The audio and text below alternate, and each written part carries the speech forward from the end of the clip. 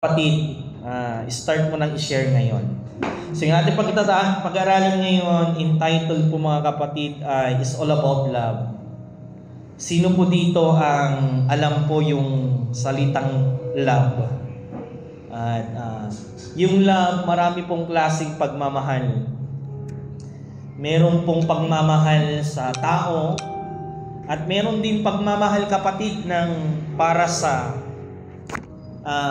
Diyos, sa tao, pagmamahal natin sa Diyos, at pinaka-importante po mga kapatid, yung tinatawag na agape love, which is the love po ng ating Panginoon sa atin.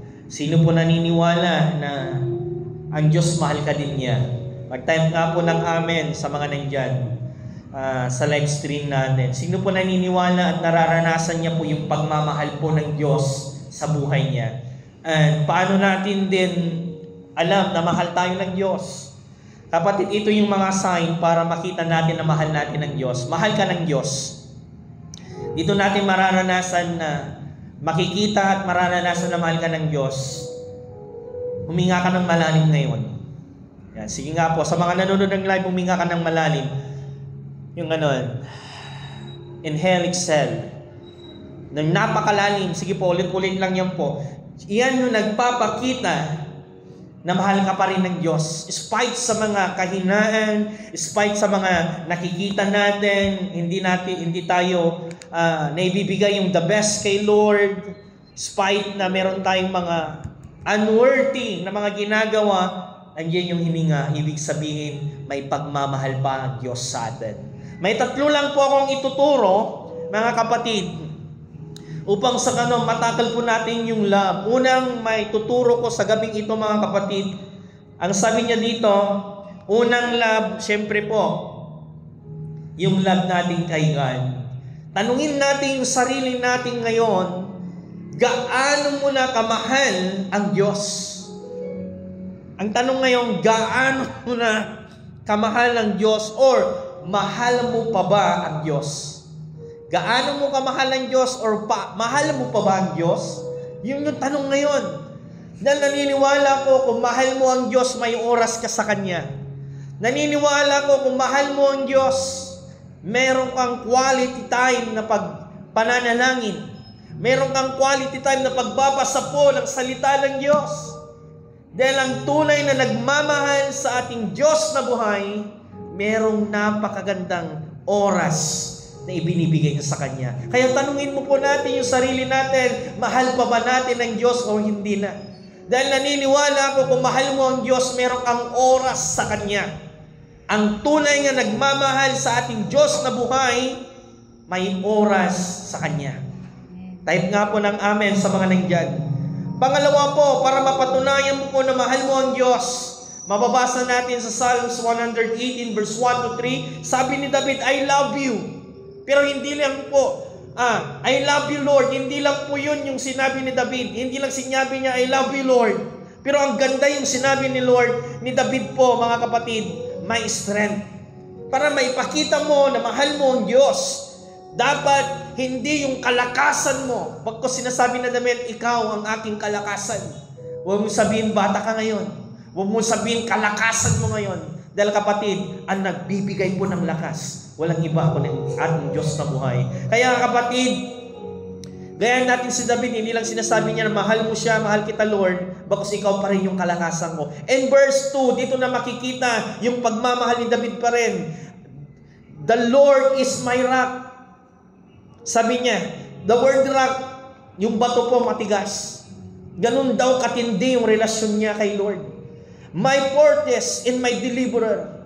Tingnan po, ang kagandahan kay David mga kapatid, hindi na sinasabi na siya apoy magaling, hindi na sinasabi niya siya apoy matinding warrior, hindi niya sinasabi niya siya apoy talagang magiting na magdirigma, matalino, bagkos umaasa siya sa deliverance ni Lord na kapag wala ang Diyos sa buhay niya, hindi po kapatid magtatagumpay si David. Kaya yung mga nandyan kapatid sa live streaming, I will encourage you. Huwag ka mananahan sa katalinuhan mo. Huwag ka manahan sa kalakasan mo. Manahan ka sa kaya ng gawin ng Diyos. May end the horn of my salvation, my stronghold. Tandaan mo kapatid, Kung wala ang Diyos, walang-wala kang magagawa.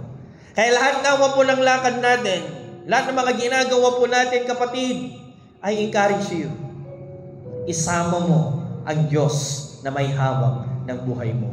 In verse 3, sabi niya, I call to the Lord who is worthy of praise. Makikita mo lang na mahal mo ang Diyos kung meron kang time sa pagsamba sa Diyos. Ang tanong, meron ka bang time sa pagmamahal mo, sa oras mo, sa pagsamba sa ating Diyos na buhay?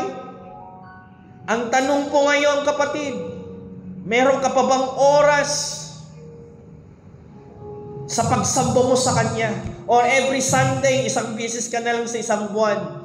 Or 2 beses sa isang taon? Ang tunay na nagmamahal, may oras na pag-worship sa Kanya. Hindi lang Sunday. Hindi na naniniwala ka po every moment of your life. Kapag may oras ka, hallelujah. Habang may oras ka, mag-worship ka kay Lord. Imbes sana na nagagalit ka, imbes sana na nagagalit ka, imbes sana na naiinis ka sa mga kapitbahay mo, imbes sana naiinis ka sa mga anak mo, hindi na, worship ka na lang. Hallelujah. Kaya kapatid, sa mga nakikinig ngayon, bigyan mo ng oras ang pagsamba mo sa ating Diyos na buhay. And I am being saved from the enemies. Alam niyo yung kay ni David para magtagumpay siya? Para magtagumpay po si David, kapatid. Alam niyo, habang nakikipagdimas sa namin, ang hiling niya mag-worship. Kaya kung dumadaan ka ng battles, trials, problem in your life, worship our living God. He was worthy to be praised. Kaya kapatid, mapapatunayan mo lang yung mahal mong Diyos, hindi lang sa salita na I love you, bagkus sinasabi mo, ikaw yung kalakasan ko, ikaw ang aking salvation, ikaw ang aking deliverer. Lagi mo dapat sinasabi yan, hindi yung kalakasan mo lang. Kaya kapatid, yun yung number 1. May papakita mo lang na mahal mo ang Diyos kung meron ka yung Psalms 118 verse 1 to 3. Nawa ba kapatid, bigyan mo ng quality time ang ating Diyos na buhay sa buhay mo. Kaya mga nandyan po sa live streaming, pakitime nga po, quality time ko naman. Ibigay mo yung quality time sa Lord. Sabihin mo nga sa live streaming mo, kapatid, quality time. Pakitime po mga kapatid para yung mga manunood sa ating live pa na mga susunod, mababasa nila to. Mark 12 verse 30, the Lord, sabi niya, love the Lord with all your God, with all your strength. Love your Lord God with all your heart, with all your soul, with all your mind, and with all your strength. 4 po yung sinabi sa Mark.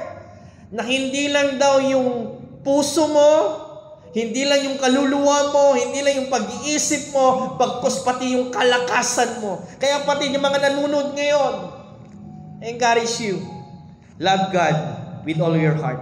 Sabihin mo nga sa katabi mo ngayon, sabihin mo, love God with all your heart. Yan. At kung wala kang kabingan, sabihin mo, Lord, I love you with all my heart, with all my soul, with all my strength. Dapat ganun yung sinasabi mo. Ano pa yung sabi niya din? John 14 verse 15, pagpapakita na mahal mo siya, if you love me, obey my command. Ang tunay na nagmamahal sa ating Diyos, nag-o-obey. Ang tunay na nagmamahal sa ating Diyos, sumusunod kung ano po yung command ni Lord sa buhay niya. Ang tunay na nagmamahal sa Diyos, pag binasa niya at mayroong correction, inaayos niya. Hindi niya ginagawa. Yun ang tunay na pagmamahal. Ngunit kung nagbabasa ka lamang, nakikinig ka lamang, hindi mo naman ina-apply, hindi mo yung totoong mahal. Yan ang tunay na nagmamahal, sumusunod. Ang tunay na nagmamahal, kung ano man ang sinabi ni Lord, ginagawa niya. Kaya kung sinasabi mo, I love you Lord, do it with action. Not only in your word, but in action. Ano ba kapatid yung sabi niya dito? Colossians 3 verse 23, whatever you do, do with all your heart. Hallelujah. Patay tayo. Ito pa majalay mo bagay. Naputod na. Walang signal. Na? Walang signal. Patilibagin mo ay